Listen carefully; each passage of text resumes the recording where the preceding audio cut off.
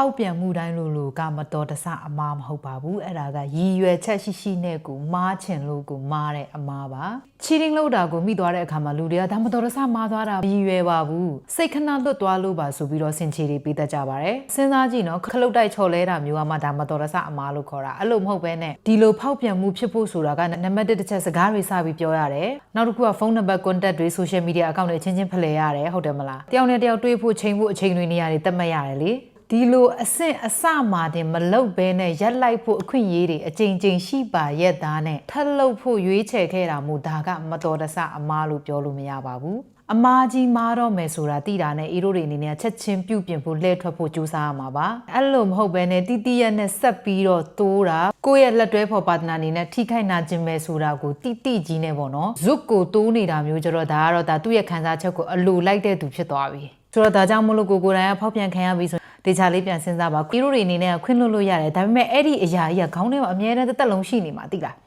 โอเคကိုကခွင့်လွှတ်လိုက်တယ်ထားအောင် तू ကလုံးဝထပ်မလုပ်တော့ဘူးဆိုရင်တော့ဒါခွင့်လွှတ်ရကျိုးနဲ့တယ်လေဟုတ်တယ်မလားဒီကကိုယ့်ရဲ့စိတ်အစင်ပြေလားအစင်ပြေရဆိုရင်တော့ဆက်သွားပါမှမဖြစ်ဘူး तू နဲ့ပေါ့နော်ကိုယ့်ရဲ့စိတ်အစင်မပြေဘဲနဲ့လေးလံတဲ့ဝင်ကိုထမ်းပြီးတော့သွားရမယ်ဆိုရင်တော့ဒါပြန်ပြီးတော့စဉ်းစားပါကိုတိုင်းကလည်းကောင်းနေပါရဲ့တန်းနဲ့ဖောက်ပြန်မင်းနဲ့တစ္ဆာရှိနေပါရဲ့တန်းနဲ့ဒီလိုမျိုးပါတနာနဲ့တွေ့တဲ့အခါမျိုးမှာဒေချာလေးစဉ်းစားပြီးတော့အဖြေထုတ်နိုင်ဖို့အတွက်အင်းနေနဲ့ဒီຢာလေးကို sharing လေးလုပ်ပေးလိုက်ပါတယ်အားလုံးကျေးဇူးတင်ပါတယ်